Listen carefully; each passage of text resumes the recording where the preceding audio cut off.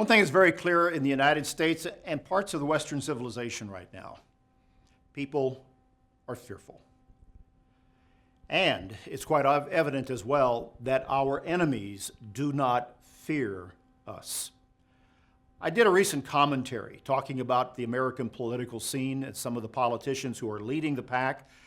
And in order to just be exactly clear and sure about what I am saying in regard to American politics, other nations' politics, and the state of the world, and especially the state of America right now in the world, let me go back to the book of Isaiah.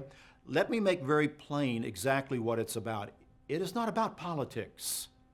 It is not about politicians or any single politician or any political party or ideology. It is about morality. It is about justice. It is about spiritual truth.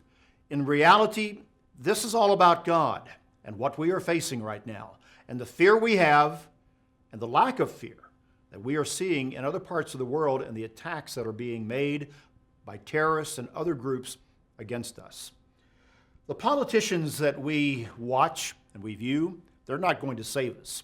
Since I made my last commentary here on BT Daily, there have been two more political debates in America trying to outline solutions and positions by the politicians.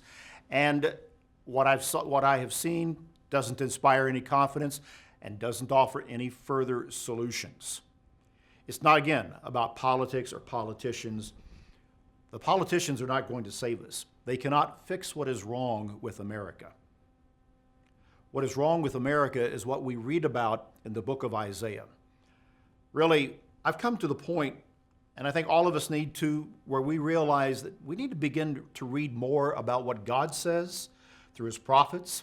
We need to be reading more, let's say, in the book of Isaiah, chapter 1, which is where we began last time, and understand exactly what it is that God has said about our country. It's time we read what God says.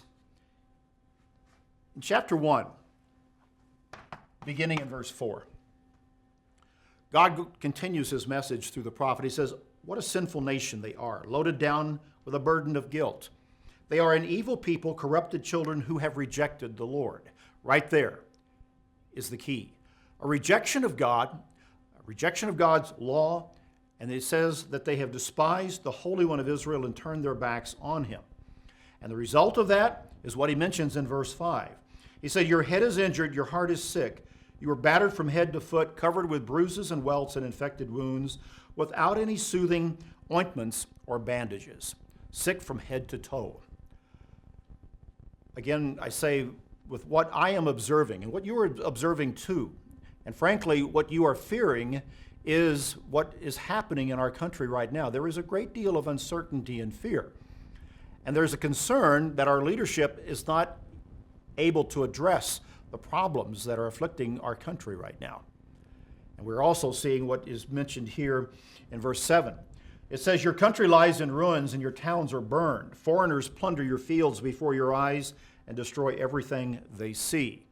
Now, even in Isaiah's day, as he wrote that particular verse, the cities were still standing.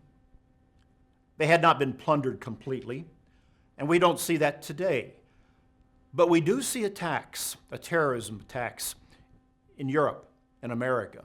We see people who do not fear a nation, a people, and that creates concern as well.